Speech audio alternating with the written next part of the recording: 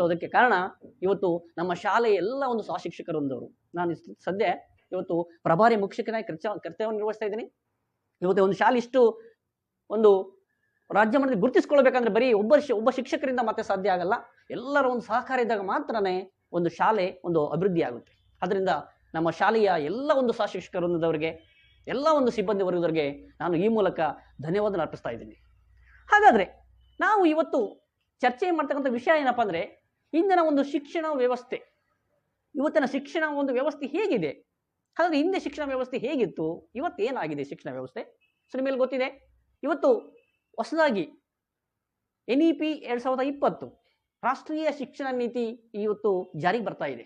ಈಗಾಗಲೇ ಪದವಿ ಹಂತದಲ್ಲಿ ಇದು ಜಾರಿಗೆ ಬಂದಿದೆ. ಇನ್ನು ಕೆಲವೇ ದಿನಗಳಲ್ಲಿ ಒಂದು ಪ್ರೌಢ ಶಿಕ್ಷಣ ಅಂದ್ರೆ ಪ್ರೌಢಶಾಲೆಗಳಿಗೂ ಕೂಡ ಅನ್ವಯ ಆಗುತ್ತೆ, ಹಾಗೆ ಪ್ರಾಥಮಿಕ ಶಾಲೆಗೂ ಕೂಡ ಈ ಒಂದು NEP ಜಾರಿ ಆಗುತ್ತೆ. ಆದರೆ ಈ ಒಂದು NEP ಶಿಕ್ಷಣ ವ್ಯವಸ್ಥೆ ಜಾರಿ ಬಂದ್ರೆ ಇವತ್ತು ಸಾಕಷ್ಟು ಒಂದು ಬದಲಾವಣೆಗಳನ್ನ ನಾವು ಕಾಣ್ತೀವಿ ಅಂತ ನನ್ನ ಒಂದು ಭಾವನೆಯಾಗಿದೆ. ಹಾಗಾದ್ರೆ ಈ ಒಂದು ಶಿಕ್ಷಕ ಮತ್ತು ವಿದ್ಯಾರ್ಥಿಗಳ ಸಂಬಂಧ ಹಿಂದೆ ಹೇಗಿತ್ತು ಮತ್ತು ಹಿಂದೆ ಹೇಗಿದೆ ಅಂತ ನೋಡ್ತಾ ಹೋದಾಗ, ಸೊ ಗಮನಿಸಿ, ಇವತ್ತು ಶಿಕ್ಷಕ ವಿದ್ಯಾರ್ಥಿಗಳ ನಡುವಿನ ಒಂದು ಸಂಬಂಧ ಹಿಂದೆ ಇದ್ದಂಗಿಲ್ಲ. ಯಾಕಿಲ್ಲ ಅಂತ ನಾವು ಯೋಚನೆ ಮಾಡಬೇಕಾಗುತ್ತೆ. ಯಾಕೆ ಹಿಂದೆ ಶಿಕ್ಷಕ ವಿದ್ಯಾರ್ಥಿಗಳ ಸಂಬಂಧ ಬಹಳ ಚೆನ್ನಾಗಿತ್ತು, ಇವತ್ತು ಯಾಕಿಲ್ಲ ಅಂತ ಯೋಚನೆ ಮಾಡಿದಾಗ ನಮ್ಗೆ ಅನ್ಸುತ್ತೆ ಏನಂದ್ರೆ ಮೌಲ್ಯ ಶಿಕ್ಷಣದ ಕೊರತೆ. ಇವತ್ತು ಶಾಲೆಗಳಲ್ಲಿ ನಾವು ಮಕ್ಕಿ ಅಂತ ಹೇಳ್ತೀವಿ. ಒಂದು ಮೊದಲನೇ ಪಠದ ಪ್ರಾರಂಭ ಮಾಡಿ ಕೊನೆ ಪಡೆದವರೆಗೆ ನಾವು ಬೋಧಿಸ್ತೀವಿ ಮಕ್ಕಳಿಗೆ. ಆದ್ರೆ ಆ ಒಂದು ಪುಸ್ತಕದಲ್ಲಿರ್ತಂಥ ವಿಷಯಗಳನ್ನು ಮಾತ್ರ ಬೋಧಿಸ್ತೀವಿ ಹೊರತು ಆ ಒಂದು ವಿದ್ಯಾರ್ಥಿಗಳು ಜೀವನವನ್ನು ಹೇಗೆ ರೂಪಿಸ್ಕೊಳ್ಬೇಕು, ಒಂದು ಜೀವನ ರೂಪಿಸ್ಕೊಳ್ಬೇಕಂದ್ರೆ ಯಾವ ರೀತಿಯ ಒಂದು ಮೌಲ್ಯಗಳನ್ನ ಅಳವಡಿಸ್ಕೊಳ್ಬೇಕು ಅನ್ನೋ ಒಂದು ವಿಷಯವನ್ನ ನಾವು ಇವತ್ತು ಮಕ್ಕಳಿಗೆ ಕಲಿಸ್ತಾ ಇಲ್ಲ ಅನ್ನೋದು ನನ್ನ ಒಂಥರ ವೇದನೆ ಆಗಿದೆ. ಆದ್ರೆ ನಮ್ಮ ಶಾಲೆಯಲ್ಲಿ ಹಾಗೆಲ್ಲ. ನಮ್ಮ ಶಾಲೆಯಲ್ಲಿ ಪ್ರತಿದಿನ ವಿದ್ಯಾರ್ಥಿಗಳಿಗೆ ಒಂದು ಮೌಲ್ಯ ಶಿಕ್ಷಣ ಕೊಡಲಾಗ್ತಾ ಇದೆ. ಪ್ರತಿಯೊಬ್ಬ ಶಿಕ್ಷಕರು ಕೂಡ ತಮ್ಮದೇ ಅಂದ್ರೆ ಒಂದು ಮೌಲ್ಯ ಶಿಕ್ಷಣವನ್ನು ನಾವು ಬೋಧಿಸ್ತಾ ಇದ್ದೀವಿ. ಅದಕ್ಕೆ ನನಗೆ ಹೆಮ್ಮೆ ಆಗ್ತಾ ಇದೆ ನಮ್ಮ ಶಾಲೆ ಬಗ್ಗೆ. ಹಾಗಾದ್ರೆ ಈ ಒಂದು ಹಿಂದೆ ಶಿಕ್ಷಣ ವ್ಯವಸ್ಥೆಯಲ್ಲಿ ಶಿಕ್ಷಕ ಒಂದು ವಿದ್ಯಾರ್ಥಿಗಳ ಸಂಬಂಧ ಹೇಗಿತ್ತು ಅನ್ನೋದಕ್ಕೆ ನನಗೆ ಒಂದು ಬಹಳ ಇಷ್ಟವಾದಂಥ ಒಂದು ಕಥೆ ಇದೆ. ಆ ಒಂದು ಕಥೆನ ಹೇಳೋಕೆ ಇಷ್ಟಪಡ್ತೀನಿ. ಸೊ ನಿಮಗೆ ಗೊತ್ತಿದೆ, ಇಡೀ ನಮ್ಮ ಕರ್ನಾಟಕ ರಾಜ್ಯದಲ್ಲಿ ಒಬ್ಬ ಪ್ರಖ್ಯಾತ ವಾಗ್ಮಿಗಳು, ಶಿಕ್ಷಣ ತಜ್ಞರು ಅಂತ ಆದಂತಹ ಡಾಕ್ಟರ್ ಗುರುರಾಜ್ ಕರ್ಜಗಿರವರು ಅವರ ಒಂದು ಸ್ವಂತ ಅನುಭವನ ನಾವು ಇವತ್ತು ಹಂಚ್ಕೊಳ್ತಾ ಇದ್ದೀನಿ. ನನ್ನ ಒಂದು ಏನಪ್ಪಾ ಅಂದ್ರೆ ನನಗೆ ಒಂದು ಅದೃಷ್ಟ ಅಂತ ಹೇಳ್ಬೋದು. ನಾನು ಒಂದು ಸಾರಿ ಬೆಂಗಳೂರಿನಲ್ಲಿ ಒಂದು ಕಾರ್ಯಕ್ರಮಕ್ಕೆ ಹೋಗಿದ್ದೆ. ಆ ಒಂದು ಕಾರ್ಯಕ್ರಮದಲ್ಲಿ ಡಾಕ್ಟರ್ ಗುರುರಾಜ್ ಕರ್ಜಗಿ ಅವರು ಕೂಡ ಆಹ್ವಾನಿಸಿದ್ರು. ಅವತ್ತು ನಾನು ಮುಖಾಮುಖಿ ಭೇಟಿಯಾದೆ ಗುರುರಾಜ್ ಕರ್ಜಗಿ ಅವರನ್ನ. ಸೊ ಮುಖಾಮುಖಿ ಭೇಟಿಯಾದಾಗ ಗುರುರಾಜ್ ಕರ್ಜಗಿ ಅವರು ತಮ್ಮ ಸ್ವಂತ ಅನುಭವ ಹಂಚ್ಕೊಳ್ತಾ ಇದ್ರು. ಈಗ ನಾನು ಅವರ ಒಂದು ಅನುಭವವನ್ನು ಹಂಚ್ಕೊಳ್ತಾ ಇದ್ದೀನಿ.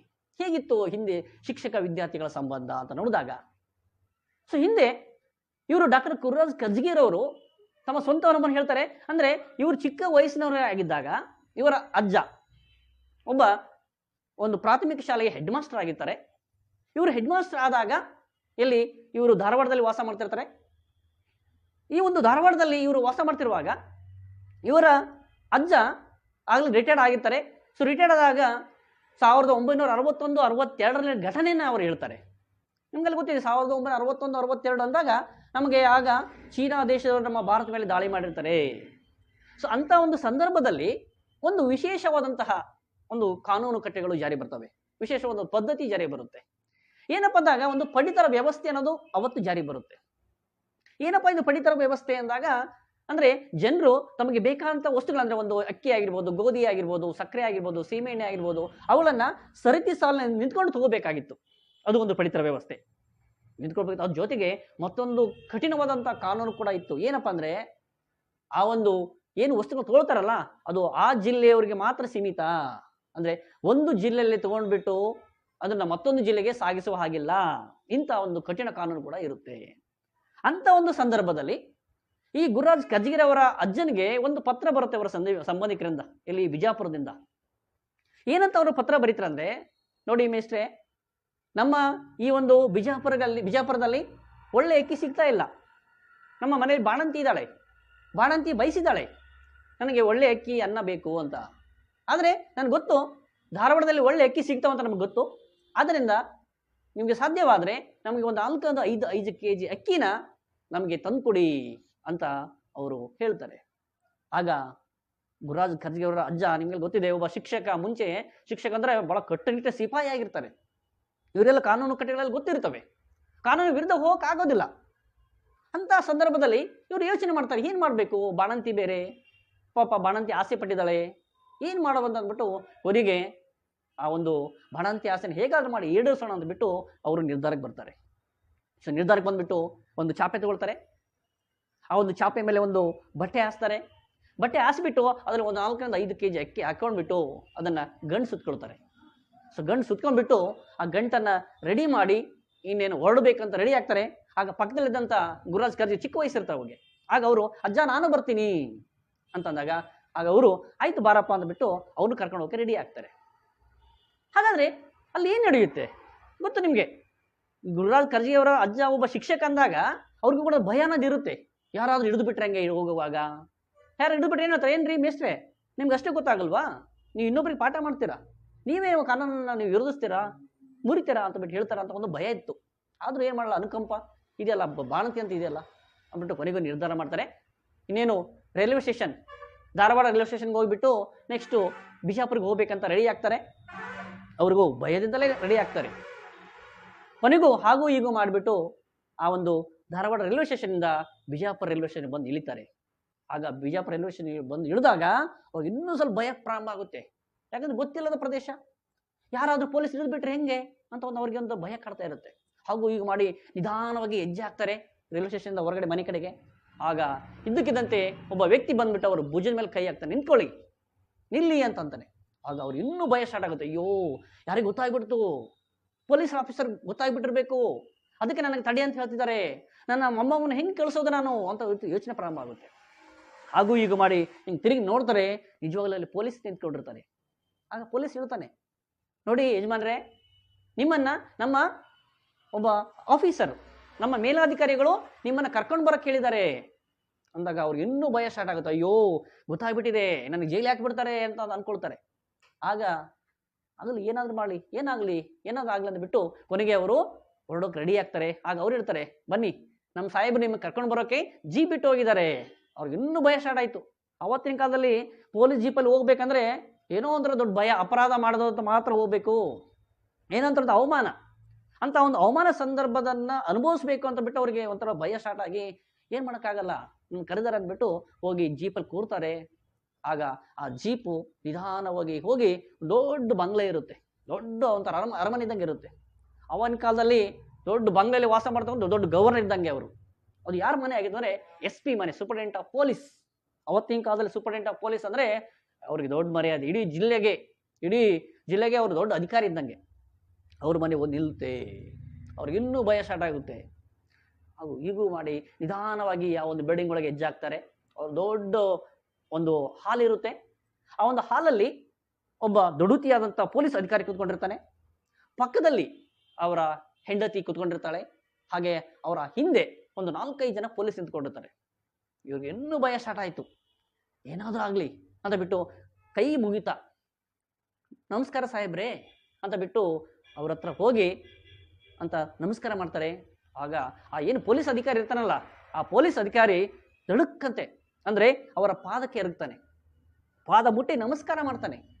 ಆಗ ಎದ್ದೇಳ್ರಿ ಸಾಹೇಬ್ರೆ ಅಂತ ಇವ್ರು ಹೇಳ್ತಾರೆ. ಆಗ ಅವ್ರು ಎದ್ಬಿಟ್ಟು, ಸಾಹೇಬ್ರೆ, ಮೇಸ್ಟ್ರೆ, ನಾನ್ ಸರ್, ಯಾರಪ್ಪ ನೀನು ಅಂತ ಹೇಳ್ತಾರೆ. ಆಗ ಅವ್ರು ಹೇಳ್ತಾರೆ, ನಾನ್ ಸರ್ ಭೀಮೆ ಅಂತಾನೆ. ಯಾರು ಭೀಮೆ? ಅವಾಗ ಗೊತ್ತಾಗ್ಲಿಲ್ಲ ಅವ್ರಿಗೆ. ಆಗ ಮತ್ತೊಂದ್ಸಲ ಅವ್ರು ಹೇಳ್ತಾರೆ, ನಾನ್ ಸರ್ ಮುರುಗೋಡ್ ಭೀಮೆ ಅಂತಾನೆ. ಆಗ ಓ ಮುರುಗೋಡ್ ಭೀಮೆನ ನೀವು ಮುಂಚೆ ಹೇಳ್ಬೇಕಿಲ್ಲ ನನಗೆ ಅಂದ್ಬಿಟ್ಟು ಹಾಗೆ ನಿಧಾನಕ್ಕೆ ಕೈ ಮೇಲೆ ಪಠಾನ ತರ ಕಪಾಳ ಕೊಡಿತಾರೆ. ಆಗ ಅವ್ರು ಹೇಳ್ತಾರೆ, ಹೊಡಿರಿ ಸಾಹೇಬ್ರೆ, ಹೊಡಿರಿ. ಇವತ್ತು ನೀವು ನನಗೆ ಅವಾಗ ಚಿಕ್ಕವನಿದ್ದಾಗ ಹೊಡೆದಿದ್ದಿದ್ರೆ ಇವತ್ತು ನಾನು ಇಷ್ಟು ಈ ಒಂದು ಅಧಿಕಾರಿ ಆಗ್ತಾ ಇದ್ದಿಲ್ಲ. ನಮ್ಮ ತಂದೆ ಒಬ್ಬ ಕಸ ಗುಡಿಸೋ ವ್ಯಕ್ತಿ. ಆ ಕಸ ಗುಡಿಸೋ ವ್ಯಕ್ತಿಯ ಮಗನಾಗಿದ್ದು ನಾನು, ನಮ್ಮ ತಂದೆ ನಮ್ಮ ಶಾಲೆ ಕಳಿಸ್ತಾ ಇರೋದಿಲ್ಲ. ಆಗ ನೀವು ಬಂದ್ಬಿಟ್ಟು ನಮ್ಮಪ್ಪನ ಹತ್ರ ಜಗಳಾಡ್ಬಿಟ್ಟು ನಮ್ಮಪ್ಪಗೆ ತಿಳಿ ಹೇಳ್ಬಿಟ್ಟು ನಿಮ್ಮ ಮಗನ ಕಳಿಸಪ್ಪ ಸ್ಕೂಲ್ಗೆ ಅಂತ ಹೇಳ್ತೀರಾ, ಅದು ಕೂಡ ನಮ್ಮಪ್ಪ ಒಪ್ಪೋದಿಲ್ಲ. ಯಾಕ್ರಿ ಸಾಹೇಬ್ರೆ, ಸ್ಕೂಲಿಗೆ ಬಂದು ಏನಾಗುತ್ತೆ, ಏನು ಬರ್ತೀರಾ ಸಾಹೇಬ್ರೆ? ನಮ್ಮ ಮಗ ನನ್ನ ಜೊತೆ ಕಸ ಗುಡಿಸಕ್ಕೆ ಬಂದರೆ ಒಂದು 4 ಆದ್ರೂ ಸಿಗುತ್ತೆ, ಆದರೆ ನೀವು ಶಾಲೆ ಕಳಿಸಿದ ಏನು ಬರುತ್ತೆ ಅಂತ ಅವರು ವಾದ ಮಾಡ್ತಾರೆ. ಆಗ ಅವರ ವಾದಕ್ಕೆ ಪ್ರತಿವಾದವಾಗಿ ಇವರು ಸಾಕಷ್ಟು ಮಾತನ್ನ ತಿಳಿ ಹೇಳ್ಬಿಟ್ಟು ಬುದ್ಧಿ ಮಾತು ಹೇಳ್ಬಿಟ್ಟು ನೀವು ನಮ್ಮಪ್ಪಗೆ ಏನು ಮಾಡಿದ್ರಿ, ಆ ಒಂದು ಶಾಲೆ ಕಳ್ಸೋಕ್ಕೆ ನಿರ್ಧಾರ ಮಾಡಿಬಿಟ್ಟು ನನಗೆ ಶಾಲೆ ಕರ್ಕೊಂಬಂದ್ರಿ. ನಾನು ಶಾಲೆ ಕರ್ಕೊಂಬಂದು ಮತ್ತೆ ಮುಂದಿನ ಶಿಕ್ಷಣಕ್ಕಾಗಿ ನನಗೆ ನೀವೇ ಫೀಸ್ ಕಟ್ಟಿಬಿಟ್ಟು ಅಡ್ಮಿಷನ್ ಮಾಡಿಸಿದ್ರಿ, ಮತ್ತೆ ಮುಂದಿನ ಶಿಕ್ಷಣಕ್ಕಾಗಿ ನನಗೆ ಹಾಸ್ಟೆಲ್ಗೆ ಸೇರಿಸ್ಬಿಟ್ಟು ನನಗೆ ಇವತ್ತು ಒಬ್ಬ ಈ ದೊಡ್ಡ ಮನುಷ್ಯನ ಅದಕ್ಕೆ ಕಾರಣರಾಗಿದ್ದಾರೆ ಸರ್ ಅಂತ ಬಿಟ್ಟು ಅವರ ಕಣ್ಣೀರಿಂದ ಅವ್ರಿಗೆ ಅಪ್ಕೊಳ್ತಾರೆ. ಆಗ ಶಿಕ್ಷಕ ಒಬ್ಬ ಮೇಷ್ಟ್ರು ಕೂಡ ಅಪ್ಕೊಳ್ತಾನೆ. ಅಪ್ಕೊಂಡ್ಬಿಟ್ಟು ಇಬ್ರು ಅಳುತ್ತಾರೆ. ಇಬ್ರು ಅತ್ತಾಗ ಅಲ್ಲಿ ಶಿಕ್ಷಕ ಧನ್ಯತಾ ಭಾವದಿಂದ ಕಣ್ಣೀರು ಬರುತ್ತೆ. ಆ ವಿದ್ಯಾರ್ಥಿಗೆ ಕೃತಜ್ಞತಾ ಭಾವ, ಕೃತಜ್ಞತೆಯಿಂದ ಕಣ್ಣೀರು ಬರುತ್ತೆ. ಇಲ್ಲಿ ಧನ್ಯತೆ ಭಾವ ಮತ್ತು ಕೃತಜ್ಞತಾ ಭಾವ. ಹಾಗಾದ್ರೆ ಇವತ್ತಿನ ಶಿಕ್ಷಣ ಪದ್ಧತಿಯಲ್ಲಿ ಈ ರೀತಿಯ ಒಂದು ಧನ್ಯತೆ ಭಾವ, ಕೃತಜ್ಞತಾ ಭಾವ ಇದೆಯಾ ಅಂತ ಸ್ವಲ್ಪ ಯೋಚನೆ ಮಾಡಬೇಕಾಗುತ್ತೆ. ಹಿಂದೆ ಇತ್ತು, ಅದು ಇವತ್ತಿಲ್ಲ. ಯಾಕೆ ಅಂತ ಯೋಚನೆ ಮಾಡಿದಾಗ ನಮಗೆ ಮೊದಲೇ ಬರೋದು ಮೌಲ್ಯ ಶಿಕ್ಷಣವನ್ನ ನಾವು ಕೊಡಲಾರದೇ ಇರ್ತಕ್ಕಂಥದ್ದು. ಸೊ ಮೌಲ್ಯ ಶಿಕ್ಷಣ ಮುಂಚೆ ಬಹಳ ಕೊಡ್ತಾ ಇದ್ರು. ಅಲ್ಲಿ ಅವರ ಪಠ್ಯೆಯನ್ನು ಬೋಧಿಸೋಕ್ಕಿಂತಲೂ ಜಾಸ್ತಿ ಮೌಲ್ಯ ಶಿಕ್ಷಣ ಬಗ್ಗೆ ಹೇಳ್ತಾ ಇದ್ರು. ಹೇಗಿರಬೇಕು ನೀವು ವಿದ್ಯಾರ್ಥಿಗಳಾದವರು, ಹಿರಿಯವರಿಗೆ ಯಾವ ರೀತಿಯ ಗೌರವ ಕೊಡಬೇಕು, ಯಾವ ರೀತಿಯಾಗಿ ನಿಮ್ಮ ಜೀವನ ರೂಪಿಸ್ಕೊಳ್ಬೇಕು ಅನ್ನೋ ಬಗ್ಗೆ ಹೇಳ್ತಾ ಇದ್ರು. ಆದ್ರೆ ಇವತ್ತು ಬರೀ ಪಠ್ಯ ಪುಸ್ತಕಕ್ಕೆ ಸೀಮಿತವಾಗಿದೆ ನಾವು. ಅದರಿಂದ ಎಲ್ಲ ಒಂದು ಶಿಕ್ಷಕರಲ್ಲಿ ನಾನು ಕೈ ಮುಗಿದು ಕೇಳ್ಕೊಳ್ತಾ ಇದ್ದೀನಿ, ಇವತ್ತು ನಾವು ಎಷ್ಟು ಬೋಧನೆ ಮಾಡ್ತಿದ್ದೆವು ಪಠ್ಯ ಪುಸ್ತಕನ, ಅದ್ರ ಜೊತೆಗೆ ಮೌಲ್ಯ ಶಿಕ್ಷಣ ಕೂಡ ಬೋಧಿಸಬೇಕಾಗುತ್ತೆ. ಅವಾಗ ಮಾತ್ರ ನಾವು ವಿದ್ಯಾರ್ಥಿಗಳಿಗೆ ಜೀವನದಲ್ಲಿ ಮುಂದೆ ಬರೋದಕ್ಕೆ ಸಾಧ್ಯ ಆಗುತ್ತೆ ಅನ್ನೋದು ನನ್ನ ಒಂದು ಭಾವನೆಯಾಗಿದೆ.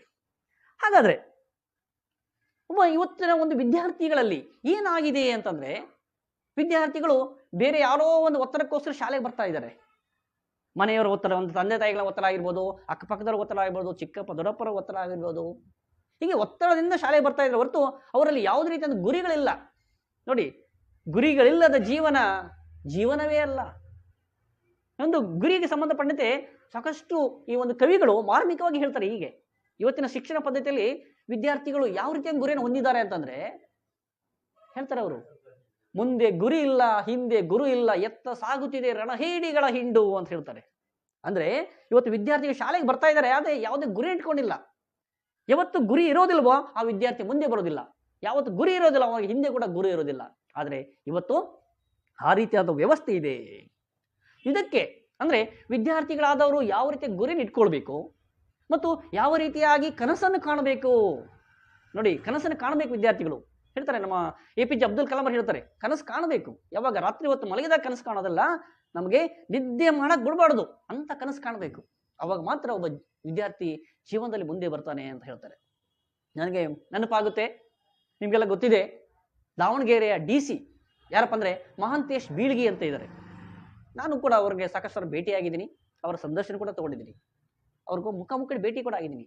ಅವರು ಕೂಡ ಒಬ್ಬ IAS ಆಫೀಸರ್. ಇವತ್ತು DC ಆಗಿದ್ರೆ ಅಂದ್ರೆ ಅವರು ಸುಮ್ಮನೆ DC ಆಗಿಲ್ಲ, ಅವ್ರು ಯಾವ ರೀತಿ ಕಷ್ಟಗಳನ್ನ ಹೊದ್ಕೊಂಡ್ಬಿಟ್ಟು ಮಲಗಿದಂತ ವ್ಯಕ್ತಿ ಇವತ್ತು DC ಆಗಿದ್ದಾರೆ.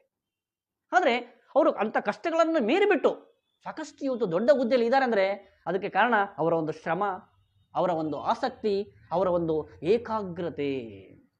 ಹಾಗಾದ್ರೆ ಇಂಥ ಒಂದು ಏಕಾಗ್ರತೆ, ಇಂಥ ಒಂದು ಶ್ರಮ, ಇಂಥ ಒಂದು ಗುರಿ ಅನ್ನೋದು ಇವತ್ತು ವಿದ್ಯಾರ್ಥಿಗಳಿಗೆ ಇಲ್ಲ. ಅವ್ರು ಹೇಳ್ತಾರೆ, ಮಹಾಂತೇಶ್ ಬೀಳ್ಗಿ ಅವರು, ನೋಡಿ ನಾನು ಇವತ್ತು IAS ಆಫೀಸರ್ ಆಗಿ DC ಆಗಿದ್ದೀನಿ.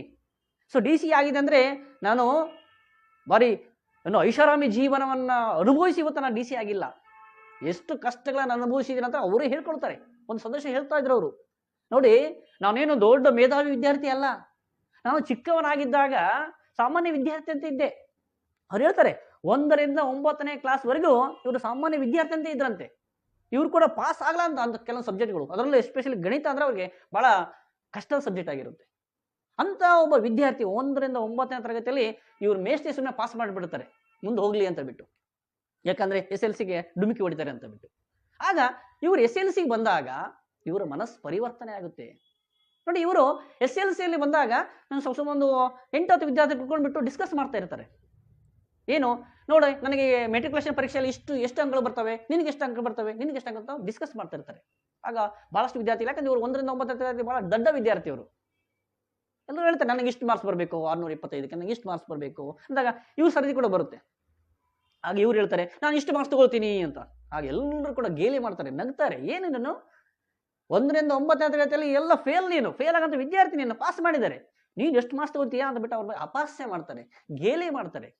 ಆಗ ಅವತ್ತೇ ನಿರ್ಧಾರ ಮಾಡ್ತಾರೆ, ಹೌದು ನೀವು ಗೇಲಿ ಮಾಡ್ತಾ ಇದ್ದೀರಲ್ಲ, ನಾನು ಇವತ್ತು ಚಾಲೆಂಜ್ ಆಗಿ ತಗೊಳ್ತೀನಿ, ನೀವು ಎಷ್ಟು ಅಂಕಗಳು ತಗೊಳ್ತೀರಲ್ಲ ಮೆಟ್ರಿಕ್ಯುಲೇಷನ್ ಪರೀಕ್ಷೆಯಲ್ಲಿ ಅದಕ್ಕಿಂತಲೂ ಜಾಸ್ತಿ ನಾನು ಮಾರ್ಕ್ಸ್ ತಗೊಳ್ತೀನಿ ಅಂತ ಬಿಟ್ಟು ಅವತ್ತೇ ಅವನ ಹಠವನ್ನು ಮಾಡಿಬಿಟ್ಟು ಅವತ್ತು ಶಿಕ್ಷಣದಲ್ಲಿ ಅಂದರೆ ಅವರ ವಿದ್ಯಾಭ್ಯಾಸವನ್ನು ಮುಂದುವರಿಸ್ತಾರೆ, ಏಕಾಗ್ರ ಚಿತ್ತದಿಂದ ಓದ್ತಾರೆ.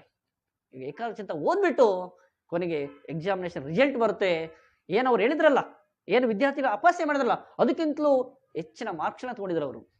ಅಂದರೆ ಅದಕ್ಕೆ ಕಾರಣ ಅವರಲ್ಲಿದ್ದಂಥ ಶ್ರದ್ಧೆ ಕಾರಣ, ಅವರಲ್ಲಿದ್ದಂಥ ಒಂದು ಸತತ ಪ್ರಯತ್ನ ಒಂದು ಕಾರಣ. ಹಾಗೆ ವಿದ್ಯಾರ್ಥಿಗಳಾದವತ್ತು ಸತತ ಒಂದು ಪ್ರಯತ್ನವನ್ನು ಮಾಡಬೇಕು, ಅವಾಗ ಮಾತ್ರ ನೀವು ಮುಂದೆ ಬರೋದಕ್ಕೆ ಸಾಧ್ಯ ಅನ್ನೋದು ನನ್ನ ಒಂದು ಅನಿಸಿಕೆ ಆಗಿದೆ. ಹಾಗೆ ಅವರು ಕನಸು ಕಾಣಬೇಕು, ಅವರು ಕೂಡ ಕನಸು ಕಂಡಿದ್ರಂತೆ. ನೋಡಿ, SLC ಪರೀಕ್ಷೆಯಲ್ಲಿ ಹೆಚ್ಚಿನ ಅಂಕ ಗಳಿಸ್ಕೊಂಡಾಗ ಅವರು ಕನಸು ಕಂಡು ಏನು, ಗೂಟದ ಕಾರು, ರೆಡ್ ಲೈಟ್ ಕಾರ್ ಅಂತ ಹೇಳ್ತೇವೆ ನಾವು. ಏನಿದು ಗೂಟದ ಕಾರು? ಎಲ್ಲರಿಗ ಒಂಥರ ಏನಿದು ಗೂಟದ ಕಾರು ಅಂದ್ರೆ ಸ್ವಲ್ಪ ಒಂಥರ ಇದಾಗ್ಬೋದು, ವಿಚಲಿತ ಆಗ್ಬೋದು. ಹೌದು, ಇಲ್ಲಿ ಗೂಟದ ಕಾರು ಅಂದ್ರೆ ಇವರು ಒಂದ್ಸಾರಿ PUC ನಲ್ಲಿ ಆಕ್ಚುಲಿ ಇವರು ವಿಜ್ಞಾನ ಅಂದ್ರೆ ಬಹಳ ಇಷ್ಟ ಸಬ್ಜೆಕ್ಟು SLC ಆದ ನಂತರ. ಆದರೆ ವಿಜ್ಞಾನ ಕಾಲೇಜಿಗೆ ಹೋಗ್ಬೇಕಂದ್ರೆ ಅವಾಗಿನ ಕಾಲದಲ್ಲಿ 230 ರೂಪಾಯಿ ಫೀಸು ಸರ್ಕಾರಿ ಕಾಲೇಜಿಗೆ ಸೇರ್ಬೇಕಂದ್ರೆ. ಆದರೆ ಅವರ ಮನದಲ್ಲಿ ಎಷ್ಟು ಕಡು ಬಡತನ ಅಂದ್ರೆ 230 ರೂಪಾಯಿ ಫೀಸ್ ಕೂಡ ಕಟ್ಟಲಾರಂಥ ಪರಿಸ್ಥಿತಿ ಇತ್ತು. ಆಗ ಮನೆಗೆ ಹೇಳ್ತಾರೆ, ನಮ್ಮ ನನಗೆ ಸೈನ್ಸ್ ಓದ್ಬೇಕಂತ ಅಂದ್ಕೊಂಡಿದ್ದೆ ಅಂದಾಗ ಅವ್ರ ಮನೆ, ಇಲ್ಲಪ್ಪ ನಮ್ಮ ಕೈಲಿ ಆಗೋದಿಲ್ಲ, ಬೇಕಾದ್ರೆ ನೀವು ಆರ್ಟ್ಸಿಗೆ ಸೇರೋ ಬರೀ 30 ರೂಪಾಯಿ ಫೀಸ್ ಇದೆ ಅಂತ ಹೇಳ್ಬಿಟ್ಟು ಅವ್ರು ಹೇಳ್ತಾರೆ. ವರೆಗೂ ಅವ್ರಿಗೆ ಫೀಸ್ ಕಟ್ಟ ಅಲ್ದಿರೋದ್ರಿಂದ 30 ರೂಪಾಯಿ ಫೀಸ್ ಕೊಟ್ಟು PUC ಆರ್ಟ್ಸ್ಗೆ ಜಾಯ್ನ್ ಆಗ್ತಾರೆ. ಈ PUC ಆರ್ಟ್ಸ್ಗೆ ಜಾಯ್ನ್ ಆದಮೇಲೆ ಮತ್ತೆ ಅವರು BA ಪದವಿಯನ್ನು ಮುಗಿಸ್ತಾರೆ, ಉನ್ನತ ಅಂಕಗಳನ್ನು ಗಳಿಸ್ಕೊಂಡ್ಬಿಟ್ಟು, ಮತ್ತು MA ಪದವಿಯನ್ನು ಕೂಡ ಮುಗಿಸ್ಬಿಟ್ಟು ಇವರು ದುಡಿಯುತ್ತಲೇ ಅರ್ನಿಂಗ್ ವಿತ್ ಲರ್ನಿಂಗ್ ಅಂದರೆ ದುಡಿಯುತ್ತಲೇ ಅವರು ಟ್ಯೂಷನ್ ಮಾಡ್ತಾ ಮಾಡ್ತಾ ತಮ್ಮ ಜೀವನವನ್ನು ರೂಪಿಸ್ಕೊಳ್ತಾರೆ. ಅವತ್ತು ಹಂತ ಹಂತವಾಗಿ ಏನು ಗೂಟದ ಕಾರು ಕನಸು ಕಂಡಿದ್ರಲ್ಲ, ಆ ಒಂದು ಕನಸನ್ನು ಈಡೇರಿಸ್ಕೊಳ್ತಾರೆ. ಇವತ್ತು ಅವರು DC ಆಗಿದ್ರಂದ್ರೆ ಅದಕ್ಕೆ ಕಾರಣ ಅವರು ಒಂದೇ ದಿವಸಕ್ಕೆ DC ಆಗಲಿಲ್ಲ, ಒಂದೇ ಬಾರಿಗೆ ಅವರು ಒಂದು ಹಂತ ಹಂತವಾಗಿ ತಲುಪಲ್ಲ, ಹಂತ ಹಂತವಾಗಿ ಅವರು ವಿದ್ಯೆಯನ್ನು ಕಲ್ತ್ಬಿಟ್ಟು ಹಂತ ಹಂತವಾಗಿ ತಮ್ಮ ಗುರಿಯನ್ನು ಈಡೇರಿಸ್ಕೊಂಡ್ರು, ತಮ್ಮ ಕನಸನ್ನು ಈಡೇರಿಸ್ಕೊಂಡ್ರು. ನಾನು ಯಾಕೆ ಈ ಮಾತನ್ನು ಹೇಳ್ತಾ ಅಂದರೆ, ಸೊ ವಿದ್ಯಾರ್ಥಿಗಳಾದವರು ಕನಸು ಕಾಣಬೇಕು, ಗುರಿ ಇಟ್ಕೊಳ್ಬೇಕು. ಗುರಿ ಮತ್ತು ಕನಸು ಇದ್ದಾಗ ಬರೀ ಗುರಿ ಕನಸು ಇಟ್ಕೊಂಡ್ರೆ ಅಷ್ಟೇ ಸಾಧ್ಯ ಇಲ್ಲ, ಅದು ತಕ್ಕಂತೆ ನಾವೇನು ಮಾಡಬೇಕು, ಪ್ರಯತ್ನವನ್ನು ಮಾಡಬೇಕು. ಸತತವಾದ ಪ್ರಯತ್ನವನ್ನ ಏಕಾಗ್ರ ಚಿತ್ತದಿಂದ ಓದಬೇಕು, ಕಷ್ಟಪಡಬೇಕು. ಅವಾಗ ಮಾತ್ರ ನೀವು ಜೀವನದಲ್ಲಿ ಮುಂದೆ ಬರೋಕ್ಕೆ ಸಾಧ್ಯ ಅಂತ ಬಿಟ್ಟು ಈ ಒಂದು ಕಥೆನ ಹೇಳೋಕ್ಕೆ ಇಷ್ಟಪಟ್ಟೆ. ಸೊ ಇದು ನಿಜವಾದಂಥ ಕತೆ. ನೀವು ಕೇಳ್ಬೋದು, ಅವರು ಸಾಕಷ್ಟು ಯೂಟ್ಯೂಬಲ್ಲಿ ಸರ್ಚ್ ಮಾಡಿ ಮಹಾಂತೇಶ್ ಬೀಳ್ಗಿ ವಿಡಿಯೋಸ್ ಅಂತ ಮಾಡಿದ್ರೆ ನಿಮಗೆ ಸಿಗ್ತವೆ. ಸಾಕಷ್ಟು ಅವರು ತಮ್ಮ ಪ್ರೇರಣಾತ್ಮಕ ಮಾತುಗಳನ್ನು ಹೇಳ್ತಾರೆ. ಹೇಗೆ ರವಿ ಡಿ ಚೆನ್ನನ್ ಅವರಿದಲ್ಲ ಆ ರೀತಿಯಾಗಿ. ಸೊ ಅದರಿಂದ ವಿದ್ಯಾರ್ಥಿಗಳಾದವರು ನೀವು ಜೀವನದಲ್ಲಿ ಮುಂದೆ ಬರಬೇಕಂದ್ರೆ ಫಸ್ಟ್ ಗುರಿ ಇಟ್ಕೊಳ್ಳಿ ಮತ್ತು ಕನಸನ್ನು ಕಾಣಿ ಅಂತ ಹೇಳ್ತಾ, ಮತ್ತು ವಿದ್ಯಾರ್ಥಿ ಜೀವನದಲ್ಲಿ ಇವತ್ತು ನಾವು ಯಾವ ರೀತಿಯಾಗಿ ಅನ್ಕೊಳ್ಬೇಕಂದ್ರೆ ಆದುದೆಲ್ಲ ಒಳ್ಳೆಯದಕ್ಕೆ ಆಗಿದೆ ಅಂತ ಅನ್ಕೊಳ್ಬೇಕು. ಏನೋ ಒಂದು ಘಟನೆ ನಡೀತಾ ಇದ್ದಾವೆ, ನನಗೆ ಯಾವುದೋ ಒಂದು ಸಬ್ಜೆಕ್ಟಲ್ಲಿ ಫೇಲ್ ಆದ ಅಂತಂದ್ರೆ ಆಯ್ತು ಬಿಡಪ್ಪ, ನನ್ನ ಕೈಲಿ ಓದೋಕ್ಕಾಗಲ್ಲ ಅಂತ ಬಿಟ್ಬಿಟ್ರೆ ಆಗೋದಿಲ್ಲ. ಸೊ ಮನಸ್ಸಿದ್ರೆ ಮಾರ್ಗ, ನೀವು ಮನಸ್ಸು ಮಾಡ್ಬೇಕು. ಹೌದು, ನನಗೆ ಯಾಕೆ ಅದು ಸಬ್ಜೆಕ್ಟ್ ಟಫ್ ಆಗುತ್ತೆ ಅಂದಾಗ ನೀವು ಆ ಒಂದು ಸಬ್ಜೆಕ್ಟ್ ಬಗ್ಗೆ ಹೆಚ್ಚಿನ ಒಂದು ಗಮನ ಕೊಟ್ಟು ಓದಿದ್ರೆ ನೀವು ಕೂಡ ಒಂದು ಸಬ್ಜೆಕ್ಟಲ್ಲಿ ಪಾಸ್ ಆಗ್ಬೋದು. ಅಂದರೆ ನೀವು ಪ್ರತಿಯೊಂದು ಯಾವುದೇ ಒಂದು ಘಟನೆ ನಡೆದಾಗ ಆ ಒಂದು ಘಟನೆಯನ್ನು ಧನಾತ್ಮಕವಾಗಿ ತಗೊಳ್ಬೇಕು. ನಾನು ಯಾಕೆ ಫೇಲ್ ಆದೆ, ಅದನ್ನು ನಾನು ಮುಂದೆ ಬರ್ತೇನೆ ಅಂದ್ಬಿಟ್ಟು ನೀವು ತೊಗೊಂಡ್ಬಿಟ್ಟು ಚಾಲೆಂಜ್ ತಗೊಂಡ್ರೆ ನೀವು ಕೂಡ ಮುಂದೆ ಬರ್ಬೋದು. ಅಂದರೆ ಆಗೋದೆಲ್ಲ ಒಳ್ಳೆಯದಕ್ಕೆ ಆಗಿದೆ ಅಂತ ಬಿಟ್ಟು ನಾವು ಅನ್ಕೊಳ್ಬೇಕು. ಇದಕ್ಕೊಂದು ಸಣ್ಣ ಕತೆ ಇದೆ. ನಾನು ಯಾವುದೋ ಶಾಲೆಯಲ್ಲಿ ಮಕ್ಕಳಿಗೆ ಹೇಳುವಾಗ ಬರೀ ಪಾಠ ಮಾಡೋದಿಲ್ಲ, ಆ ಪಾಠ ಮಾಡೋದ್ರ ಜೊತೆಗೆ ಈ ಕಥೆಗಳನ್ನು ಕೂಡ ಹೇಳ್ತೀನಿ. ಯಾಕಂದ್ರೆ ಅವ್ರು ಪ್ರೇರಣೆ ಆಗಬೇಕು. ಜಸ್ಟ್ ಬರೀ ಬುಕ್ಕಲ್ಲಿ ಇರೋದ್ರಿಂದ ಜಸ್ಟ್ ಅದು ಓದ್ಬಿಟ್ಟು ಎಕ್ಸಾಮ್ ಬರ್ತಾರೆ ಹೊರತು ಆದರೆ ಜೀವನ ಆಗೋದಿಲ್ಲ. ಅಂದರೆ ಜೀವನ ಆಗಬೇಕು ಅಂದರೆ ಮೌಲ್ಯಗಳನ್ನು ರೂಢಿಸ್ಕೊಳ್ಬೇಕು. ಸೊ ಇದು ಕೂಡ ಒಂದು ಮೌಲ್ಯ ಆಗಿದೆ, ಆಗೋದೆಲ್ಲ ಒಳ್ಳೆಯಕ್ಕೆ ಆಗಿದೆ. ಇದು ಒಂದು ಸಣ್ಣ ಕತೆ ಬರುತ್ತೆ. ನಾನು ಹೇಳ್ತಾ ಇರ್ತೀನಿ ವಿದ್ಯಾರ್ಥಿಗಳಿಗೆ, ನೋಡಿ, ಒಬ್ಬ ರಾಜ ಇರ್ತಾನೆ. ಆ ರಾಜನಿಗೆ ಈ ಒಂದು ಆಳ್ವಿಕೆ ಮಾಡಿಬಿಟ್ಟು ಭಾಳ ಬೇಜಾರಾಗಿ ನಾನು ಕಾಡಿಗೆ ಹೋಗೋಣ ಅಂತ ನಿರ್ಧರಿಸ್ತಾನೆ. ಆಗ ಆ ರಾಜ ಒಬ್ಬ ಮಂತ್ರಿಯನ್ನು ಕೊಟ್ಕೊಂಡ್ಬಿಟ್ಟು ಕಾಡಿನಲ್ಲಿ ಪ್ರಯಾಣ ಮಾಡ್ತಾ ಇರ್ತಾನೆ. ಹೀಗೆ ಪ್ರಯಾಣ ಮಾಡ್ತಿರುವಾಗ ಆ ರಾಜ ಮತ್ತು ಮಂತ್ರಿ ಹೀಗೆ ದಾರಿಯಲ್ಲಿ ಹೋಗ್ತಿರುವಾಗ ರಾಜನ ಕಾಲು ಎಡುತ್ತೆ, ಒಂದು ಕಲ್ಲಿಗೆ ಎಡುತ್ತೆ. ಆಗ ಕಲ್ಲಿಗೆ ಎಡುವಿದಾಗ ಆ ರಾಜನ ಕಾಲಿನ ಬೆರಳಿಗೆ ಗಾಯ ಆಗುತ್ತೆ. ಗಾಯ ಆಗ್ಬಿಟ್ಟು ಒಂದು ರಕ್ತ ಸೋರ್ತಾ ಇರುತ್ತೆ. ಆಗ ರಕ್ತ ಸೋಗ್ತಾ ಇರುವಾಗ ಆಗ ಪಕ್ಕದಲ್ಲಿದ್ದ ಮಂತ್ರಿ ಏನು ಹೇಳ್ತಾನೆ, ಇರ್ಲಿ ಮಹಾರಾಜರೇ, ಅದೆಲ್ಲ ಒಳ್ಳೇದಕ್ಕೆ ಆಗಿದೆ ಅಂತ ಹೇಳ್ತಾರೆ. ಆಗ ಮಹಾರಾಜನ ಸಿಟ್ಟು ಬರುತ್ತೆ. ಏನು, ನಾನು ಒಬ್ಬ ರಾಜ, ನನಗೆ ಇಷ್ಟು ಗಾಯ ಆಗಿ ಬೆಳೆ ರಕ್ತ ಸೋರ್ತಾ ಇದೆ, ನೀನು ಆಗೋದೆಲ್ಲ ಒಳ್ಳೇದಕ್ಕೆ ಆಗಿದೆ ಅಂತ ಹೇಳ್ತೀಯಲ್ಲ ಅಂದ್ಬಿಟ್ಟು ಅವ್ರಿಗೆ ಭಾಳ ಸಿಟ್ಟು ಬಂದ್ಬಿಟ್ಟು ಅಲ್ಲಿ ಪಕ್ಕದಲ್ಲಿ ಒಂದು ಆಳು ಬಾವಿ ಇರುತ್ತೆ, ಆಳು ಬಾವಿಯಲ್ಲಿ ದೂಡ್ಬಿಟ್ಟು ಅವರು ಮುಂದಕ್ಕೆ ಹೋಗ್ತಾರೆ. ಏನಾಗುತ್ತೆ ಅಂದರೆ ಆ ಒಂದು ಕಾಡಿನಲ್ಲಿ ಕಾಡು ಮನುಷ್ಯರು ನರಬಲಿಗಾಗಿ ಕಾಯ್ತಾ ಇರ್ತಾರೆ. ಆಗ ಆ ನರಬಲಿ ಕಾಯ್ತಿರುವಾಗ ಇವ್ರು ಸಿಕ್ಬಿಡ್ತಾರೆ ರಾಜರು. ಸಿಕ್ಕಾಗ ಅವ್ರು ಏನ್ ಗೊತ್ತಾ ರಾಜರು ಅಂತ ಬಿಟ್ಟು ಅವ್ರನ್ನ ಕರ್ಕೊಂಡ್ಬಿಟ್ಟು ಬಲಿ ಕೊಡೋಕ್ಕೆ ಎಲ್ಲ ರೆಡಿ ಮಾಡ್ತಾರೆ. ಆಗ ರೆಡಿ ಮಾಡಿಬಿಟ್ಟು ಇನ್ನೇನು ಬಲಿ ಕೊಡಬೇಕು ಅಂದಾಗ ಯಾರೋ ಒಬ್ಬ ವ್ಯಕ್ತಿ ಬೇಡ ಬೇಡ ಬೇಡ ಬಲಿ ಕೊಡಬೇಡಿ ಅಂತ ಅಂತಾನೆ. ಯಾಕೆ ಅಂದಾಗ ನೋಡಿ ಅವ್ರ ಕಾಲಿಗೆ ಗಾಯ ಆಗಿದೆ, ನೋಡಿ ಊನಗೊಂಡಂತ ಪ್ರಾಣಿ ಯಾವುದೇ ಆಗಿರ್ಲಿ ಅದನ್ನ ಬಲಿ ಕೊಡಬಾರ್ದು ಅಂತ ಅವರ ಒಂದು ಪದ್ಧತಿ ಆಗಿರುತ್ತೆ. ಆವಾಗ ಏನ್ ಮಾಡ್ತಾರೆ, ಆ ಒಂದು ರಾಜನನ್ನ ಬಿಟ್ಟು ಕಳಿಸ್ಬಿಡ್ತಾರೆ. ಆಗ ರಾಜನಿಗೆ ಅನಿಸುತ್ತೆ, ಹೌದು ಮಂತ್ರಿ ಹೇಳೋದು ಸರಿ, ನಾವ್ ಏನ್ ಅನ್ಕೋಬೇಕಂದ್ರೆ ಜೀವನದಲ್ಲಿ ಆಗುವುದೆಲ್ಲ ಒಳ್ಳೇದೇ ಅನ್ಕೋಬೇಕು.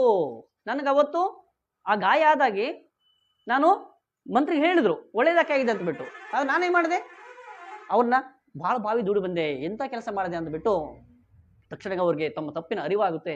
ಅವರು ಹೌದು ನನಗೆ ಕಾಲಿಗೆ ಗಾಯ ಆಗದೇ ಇದ್ರೆ ಇವತ್ತು ನಾನು ಬಲಿ ಆಗ್ತಾ ಇದ್ದೆ ಅಂತ ಬಿಟ್ಟು ತಕ್ಷಣ ಹೋಗಿ ಏನು ಪಾಳು ಬಾವಿಯಲ್ಲಿ ಬಿದ್ದಿರ್ತಾರಲ್ಲ ಮಂತ್ರಿಗಳು, ಅವ್ರನ್ನ ಕರ್ಕೊಂಡ್ಬರ್ತಾರೆ ಮೇಲಕ್ಕೆ. ಹಾಗೆ ಕೇಳ್ತಾರೆ, ಮಂತ್ರಿಗಳೇ ಯಾಕೆ ನೀವು ಹಾಗೆ ಹೇಳಿದ್ರೆ? ಹೌದು ಮಹಾರಾಜರೇ, ನೀವು ನನಗೆ ಪಾಳು ಬಾವಿ ದುಡ್ಡು ಹೋದ್ರಲ್ಲ ಅದು ಕೂಡ ಒಳ್ಳೇದಕ್ಕೆ ಆಗಿದೆ ಅಂತ ಹೇಳಿದ್ರೆ. ಹೌದಾ, ಅದು ಹೆಂಗೆ?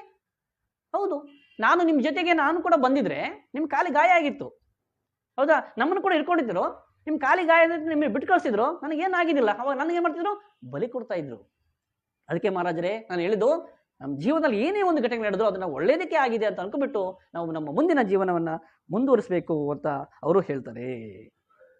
ಹಾಗಾದ್ರೆ ಮತ್ತು ಇವತ್ತಿನ ಪ್ರಪಂಚ ಹೇಗಿದೆ ಅಂತಂದ್ರೆ ಬದಲಾವಣೆ ಜಗದ ನಿಯಮ.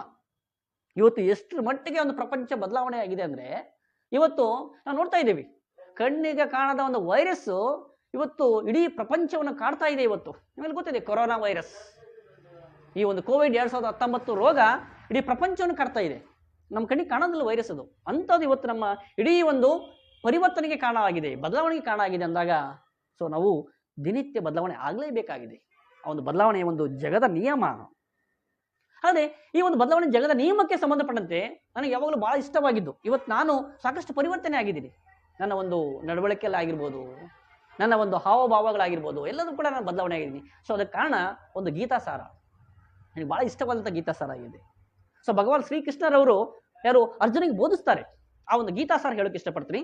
ಏನ್ ಹೇಳುತ್ತೆ ಒಂದು ಗೀತಾಸಾರ ಅಂದ್ರೆ, ಅವ್ರು ಹೇಳ್ತಾರೆ, ಆದುದೆಲ್ಲ ಒಳ್ಳೆಯದಕ್ಕೆ ಆಗಿದೆ, ಆಗುವುದೆಲ್ಲ ಒಳ್ಳೆಯದೇ ಆಗುತ್ತಿದೆ, ಆಗಲಿರುವುದು ಸಹ ಒಳ್ಳೆಯದೇ ಆಗಲಿದೆ. ರೋಧಿಸಲು ನೀನೇನು ಕಳೆದುಕೊಂಡಿರುವೆ? ಕಳೆದುಕೊಳ್ಳಲು ನೀನು ತಂದಿರುವುದಾದರೂ ಏನು?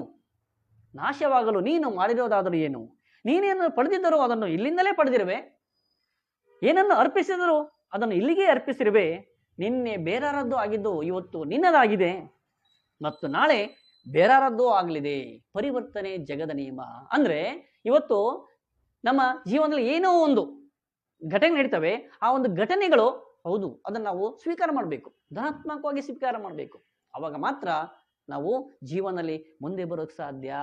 ಅಂದ್ರೆ ಈ ಒಂದು ಪರಿವರ್ತನೆ ಜಗದ ನಿಯಮ, ಇವತ್ತು ನಾವು ಏನನ್ನು ಗಳಿಸಿರ್ತೀವಿ, ಹಣ, ಅಂತಸ್ತು, ಆಸ್ತಿ ಎಲ್ಲ ಗಳಿಸ್ತೀವಿ, ಅದು ನಿಜವಾಗ್ಲೂ ತಗೊಳಕ್ ಆಗುತ್ತಾ? ನಾವು ಇಲ್ಲ, ಅದು ಏನಿದ್ರು ಇಲ್ಲಿ ಮಾತ್ರ. ಆ ಒಂದು ಏನು ಗಳಿಸಿದ್ರು ಕೂಡ ನಾವು ಹೋಗುವಾಗ ಬಿಟ್ಟು ಹೋಗಲೇಬೇಕಾಗುತ್ತೆ. ಇದಕ್ಕೆ ಸಂಬಂಧಪಟ್ಟ ಒಂದು ಸಣ್ಣ ಸ್ಟೋರಿ ಇದೆ. ಸೊ ನಿಮ್ಗೆಲ್ಲ ಗೊತ್ತಿದೆ, ಇದನ್ನೆಲ್ಲ ಆಲ್ಮೋಸ್ಟ್ ಎಲ್ಲ ಗೊತ್ತಿರುತ್ತೆ, ಸಾಕಷ್ಟು ಕಡೆ ಹಂಚಿಕೆ ಆಗಿದೆ. ಇದು ಏನಪ್ಪಾ ಅಂದ್ರೆ ಅಲೆಕ್ಸಾಂಡರ್, ಎಲ್ಲರೂ ಕೂಡ ಗೊತ್ತಿರಬೇಕು ಅಲೆಕ್ಸಾಂಡರ್ ಯಾರು ಅಂತ. ಒಂದು ಮಹಾನ್ ಧನ ಪಿಶಾಚಿ ಅಂತ ಹೇಳ್ಬೋದು, ಸಾಮ್ರಾಜ್ಯಶಾಹಿ. ನನ್ನ ಸಾಮ್ರಾಜ್ಯವನ್ನ ನಾನು ಇನ್ನೂ ದೊಡ್ಡದು ಮಾಡಬೇಕು, ನನ್ನ ಹಣ ಅಂತಸ್ತನ್ನು ಗಳಿಸ್ಬೇಕು ಅಂತ ಬಿಟ್ಟು ಇಡೀ ಪ್ರಪಂಚವನ್ನು ಗೆಲ್ಲಲು ಹೊರಟಂತ ವ್ಯಕ್ತಿ ಅಲೆಕ್ಸಾಂಡರ್. ಆ ಒಂದು ಅಲೆಕ್ಸಾಂಡರ್ ಯುದ್ಧ ಮಾಡುವಾಗ ಅವನಿಗೆ ಜ್ಞಾನೋದಯ ಆಗುತ್ತೆ. ಹೇಗೆ ಅಶೋಕನಿಗೆ ಜ್ಞಾನೋದಯವಾಯಿತು, ಹೇಗೆ ಬುದ್ಧನಿಗೆ ಜ್ಞಾನೋದಯ ಆಯ್ತಲ್ಲ, ಆಗ ಅವರಿಗೆ ಜ್ಞಾನೋದಯ ಆಗುತ್ತೆ. ಅವ್ರಿಗೆ ಜ್ಞಾನೋದಯ ಆಗ್ಬಿಟ್ಟು ನಾನು ಯಾಕೆ ಯುದ್ಧ ಮಾಡ್ತಾ ಇದ್ದೀನಿ, ಸೊ ಯುದ್ಧ ಮಾಡೋದ್ರಿಂದ ಏನು ಅಂತ ಅವರು ಯೋಚನೆ ಮಾಡಿದಾಗ ಅವರು ಅವತ್ತು ಒಂದು ಸೇನಾಧಿಪತಿನ ಕರೀತಾರೆ. ಸೇನಾಧಿಪತಿನ ಕರೆದ್ಬಿಟ್ಟು, ನೋಡಿ ಸೇನಾಧಿಪತಿಗಳೇ, ನಾನು ನಿಮಗೆ 3 ಕಟ್ಟಪ್ಪಣೆ ಮಾಡ್ತಾ ಇದ್ದೀನಿ, ಆ 3 ಕಟ್ಟಪ್ಪಣೆಗಳನ್ನು ನೀವು ಈಡೇರಿಸಬೇಕು ಅಂತ ಹೇಳ್ತಾನೆ. ಆಗ ಸೇನಾಪತಿಗಳು, ಆಯ್ತು ಮಹಾರಾಜರೇ, ಏನು ನಿಮ್ಮ ಕಟ್ಟಪ್ಪಣೆ ಅಂತ ಹೇಳ್ತಾನೆ. ಆಗ ಹೇಳ್ತಾರೆ ಅಲೆಕ್ಸಾಂಡರ್ ಅವರು, ನೋಡಿ ನನ್ನ ಮೊದಲೇ ಕಟ್ಟಪ್ಪಣೆ ಏನಪ್ಪ ಅಂದ್ರೆ, ನಾನು ಇನ್ನು ಕೆಲವೇ ದಿನಗಳಲ್ಲಿ ಮರಣ ಹೊಂದ್ತೀನಿ. ಮರಣ ಹೊಂದಿದ ಮೇಲೆ ನನ್ನನ್ನು ಶವಪೆಟ್ಟಿಗೆಯಲ್ಲಿ ಹೊತ್ಕೊಂಡು ಹೋಗ್ತಿರಲ್ಲ, ಆಗ ನನ್ನ ಶವಪೆಟ್ಟಿಗೆಯನ್ನು ಯಾರು ಹೊರಬೇಕು ಅಂದ್ರೆ ನನ್ನ ಇಡೀ ಒಂದು ರಾಜ್ಯದ ಪ್ರಸಿದ್ಧವಾದ ವೈದ್ಯರು ಹೊರಬೇಕು ಅಂತ ಹೇಳ್ತಾರೆ. ಇದು ನನ್ನ ಮೊದಲನೇದು. 2ನೇ ಕಟ್ಟಪ್ಪಣೆ ಏನಪ್ಪಾ ಅಂದ್ರೆ, ನನ್ನ ಶವಪೆಟ್ಟಿಗೆಯನ್ನು ಹೊತ್ಕೊಂಡು ಹೋಗ್ತಾ ಇರ್ತಾರಲ್ಲ, ಅವಾಗ ನಾನೇನು ಗಳಿಸಿದ್ನಲ್ಲ ಒಂದು ವಜ್ರ, ವೈಡೂರ್ಯ, ಮುತ್ತು, ರತ್ನ, ಹವಳ ಅವೆಲ್ಲವನ್ನು ಚೆಲ್ಕೊಂಡು ಹೋಗ್ಬೇಕು ಅಂತ ಹೇಳ್ತಾನೆ. ನೆಕ್ಸ್ಟ್ 3ನೇ ಕಟ್ಟಪ್ಪಣೆ ಏನಪ್ಪಾ ಅಂದ್ರೆ, ನನ್ನ ಶವಪೆಟ್ಟಿಗೆ ಕೊಟ್ಟು ಹೋಗ್ತಾ ಇರ್ತಿರಲ್ಲ, ಅವಾಗ ನನ್ನ 2 ಕೈಗಳು ಶವಪೆಟ್ಟಿ ಹೊರಗಡೆ ಹಿಂಗೆ ಕಾಣ್ತಾ ಇರಬೇಕು ಅಂತ ಹೇಳ್ತಾನೆ. ಆಗ ಸೇನಾಪತಿಗೆ ಅರ್ಥ ಆಗೋದಿಲ್ಲ, ಏನು ಮಹಾರಾಜ ನೀವು ಹೇಳ್ತಾ ಇರೋದು, ನನಗೆ ಅರ್ಥ ಆಗ್ತಾ ಇಲ್ಲ, ಸ್ವಲ್ಪ ಬಿಡಿಸಿ ಹೇಳಿ ಅಂದಾಗ ಅವ್ರು ಹೇಳ್ತಾರೆ, ನೋಡಪ್ಪ ನನ್ನ ಮನದ ಕಟ್ಟಪ್ಪಣೆ ಏನು ಹೇಳಿದೆ ನಾನು, ನನ್ನ ಶವಪೆಟ್ಟಿಗೆಯನ್ನು ಯಾರು ಹೊತ್ಕೊಂಡು ಹೋಗ್ಬೇಕು, ಪ್ರಸಿದ್ಧರಾದ ವೈದ್ಯರು ಹೊತ್ಕೊಂಡು ಹೋಗ್ಬೇಕು ಅಂತ ಹೇಳಿದೆ. ಯಾಕೆ ಅಂತಂದ್ರೆ ಒಬ್ಬ ರಾಜ ಆಗಿದ್ರು ಕೂಡ ಏನೋ ಎಂತ ವೈದ್ಯರಿದ್ದಾರೆ ಅಂತ ವೈದ್ಯರಿಂದ ಕೂಡ ನನ್ನನ್ನು ಉಳಿಸೋಕ್ಕಾಗ್ಲಿಲ್ಲ. ಅಂದ್ರೆ ಹುಟ್ಟು ಸಹಜ ಮತ್ತು ಸಾವು ಖಚಿತ ಅನ್ನೋ, ಅಂದ್ರೆ ಹುಟ್ಟಿದ ಮೇಲೆ ಪ್ರತಿಯೊಂದು ಜೀವಿ ಸಾಯಲೇಬೇಕು ಅಂತ ಜನಗಳಿಗೆ ಗೊತ್ತಾಗ್ಲಿ, ಎಂತ ವೈದ್ಯರಿದ್ರೇನು ನಮ್ಮನ್ನು ಉಳಿಸೋಕೆ ಆಗ್ಲಿಲ್ಲ ಅನ್ನೋ ವಿಷಯ ಜನಗಳಿಗೆ ಗೊತ್ತಾಗ್ಲಿ ಅಂತ ನಾನು ಅದನ್ನು ಹೇಳಿದೆ. 2ನೇ ಕಟ್ಟಪ್ಪಣೆ ಏನಪ್ಪಾ ಅಂದ್ರೆ, ನನ್ನ ಶವಪೆಟ್ಟಿನ ಹೊತ್ಕೊಂಡು ಹೋಗುವಾಗ ಎಲ್ಲ ಒಂದು ವಜ್ರ, ವೈಡೂರ್ಯ, ಮುತ್ತು, ರತ್ನವನ್ನು ಚೆಲ್ಕೊಂಡು ಹೋಗ್ಬೇಕಂತ ಹೇಳಿದೆ. ಯಾಕಂದ್ರೆ ನಾನು ಏನೇನು ಪಡೆದಿದ್ರು ಈ ಒಂದು ಭೂಮಿಯಿಂದೇ ಪಡೆದಿರುವೆ, ಮತ್ತೆ ಈ ಭೂಮಿಗೆ ಹಿಂದಿರುಗಿಸುವೆ. ಅಂದ್ರೆ ನಾನು ಏನು ಹೊತ್ತು ಗಳಿಸಿದ್ರು ಕೂಡ ಅದು ಈ ಭೂಮಿಯಿಂದಲೇ ಗಳಿಸಿದ್ದೀನಿ, ಮತ್ತೆ ಅದನ್ನ ತಗೊಳೋಕೆ ಆಗ್ತಾ ಇಲ್ಲ, ಆದ್ರೆ ಮತ್ತೆ ಭೂಮಿಗೆ ಹಿಂದಿರುಗಿಸ್ತಾ ಇದ್ದೀನಿ ಅಂತ ಜನಗಳಿಗೆ ಗೊತ್ತಾಗ್ಲಿ. ಯಾವುದು ಶಾಶ್ವತ ಅಲ್ಲ, ನಾವು ಇವತ್ತೇನು ಗಳಿಸಿದ್ರು ಕೂಡ ಶಾಶ್ವತ ಅಲ್ಲ. ಯಾವುದು ಶಾಶ್ವತ ಅಂದ್ರೆ ನಾವು ಮಾಡಿದಂಥ ಒಳ್ಳೆ ಕಾರ್ಯಗಳು ಶಾಶ್ವತ.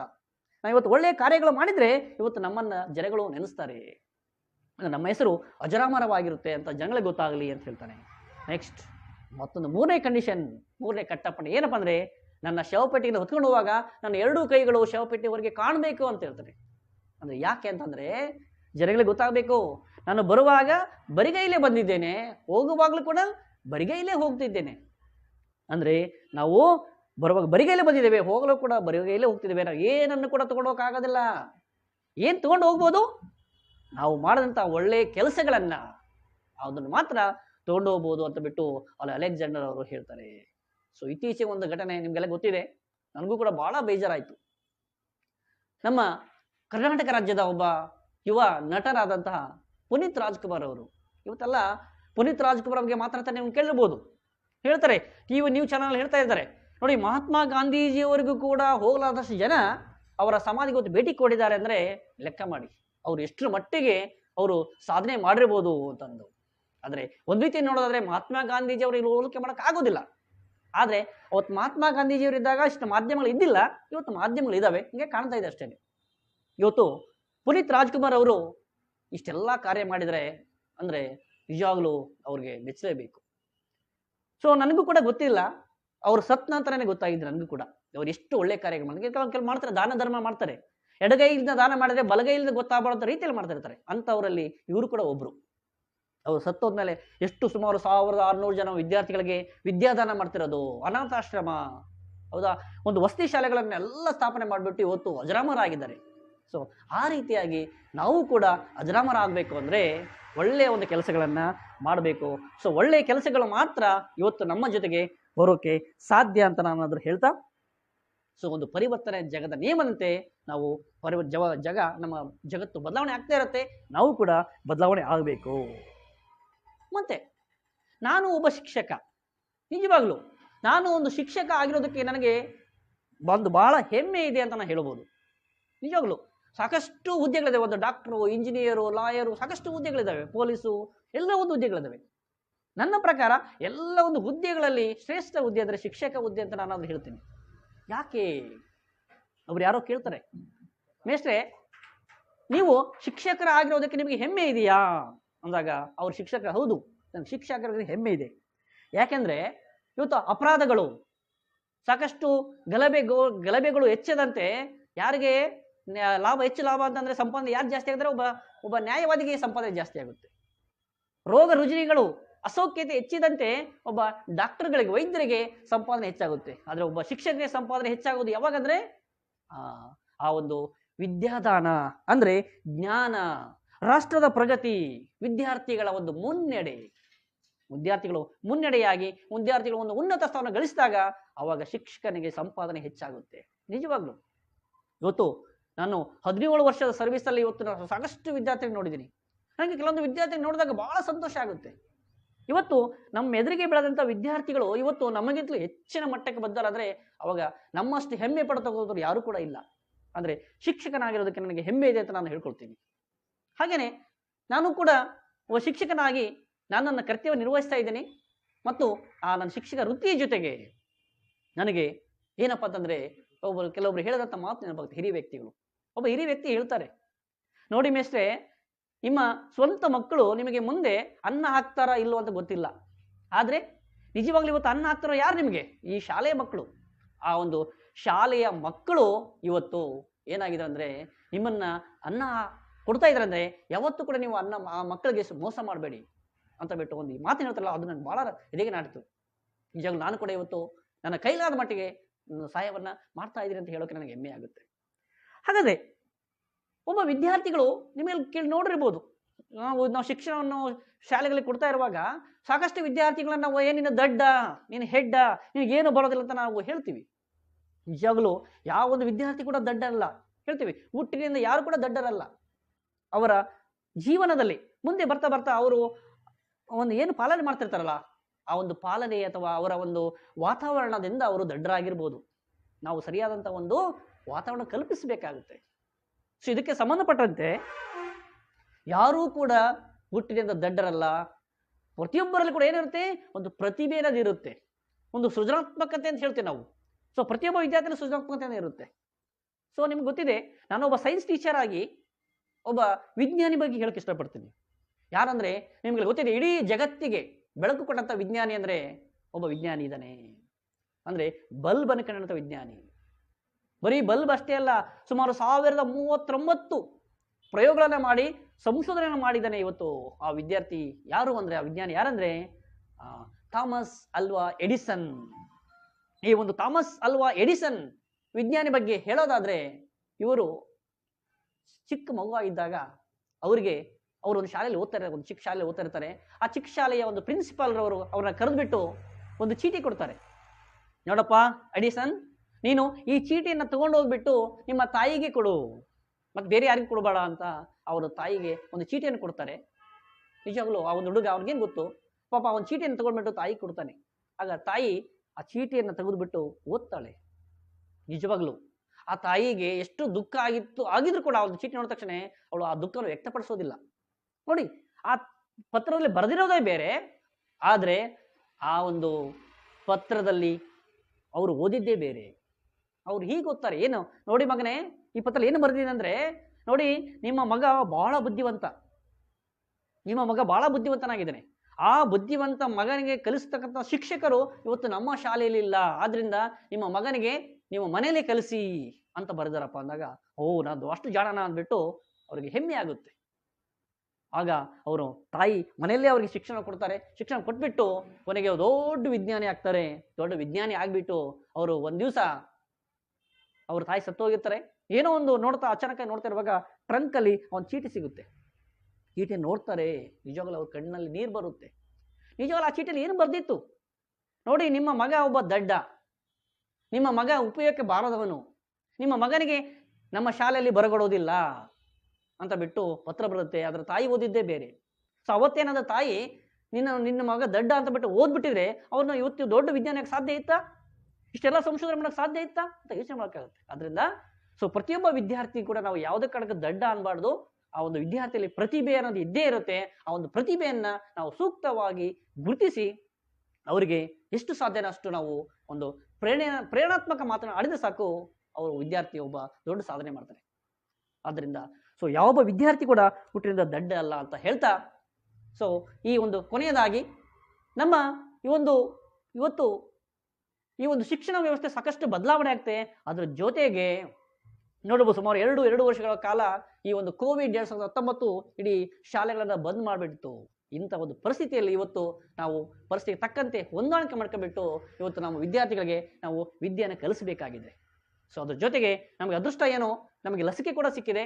ಅದರಿಂದ ಎಲ್ಲರೂ ಕೂಡ ನಮ್ಮ ಕೈ ಮುಗಿ ಕೇಳ್ಕೊಳ್ತಾ ಇದ್ದೀನಿ, ಲಸಿಕೆಯನ್ನು ಹಾಕ್ಸ್ಕೊಳ್ಳಿ. ಸೊ ಲಸಿಕೆಯನ್ನು ಹಾಕ್ಸ್ಕೊಳ್ಳೋದ್ರಿಂದ ಇವತ್ತು ನಾವು ಸಂಪೂರ್ಣವಾಗಿ ಕಾಯಿಲೆ ಬರೋದಿಲ್ಲ ಅಂತ ಹೇಳೋದಿಲ್ಲ, ಆದರೆ ಕಾಯಿಲೆಯಿಂದ ಸ್ವಲ್ಪ ಮಟ್ಟಿಗೆ ತೀವ್ರತೆಯನ್ನು ಕೂಡ ಕಡಿಮೆ ಮಾಡ್ಬೋದು. ಅದರಿಂದ ಸೊ ಈ ಒಂದು ಕೋವಿಡ್ ಲಸಿಕೆಯನ್ನು ಎಲ್ಲರೂ ಹಾಕ್ಸ್ಕೊಳ್ಬಿಟ್ಟು, ಈ ಒಂದು ಕೋವಿಡ್ನಲ್ಲಿ ಸಾಕಷ್ಟು ಅಪನಂಬಿಕೆಗಳಿದ್ದಾವೆ. ಲಸಿಕೆ ಹಾಕ್ಸ್ಕೊಂಡ್ರೆ ಹಾಗಾಗುತ್ತೆ ಹೀಗಾಗುತ್ತೆ, ಇಲ್ಲ, ಅದು ಯಾವುದೂ ಇಲ್ಲ, ಅವೆಲ್ಲ ಅಪನಂಬಿಕೆಗಳು.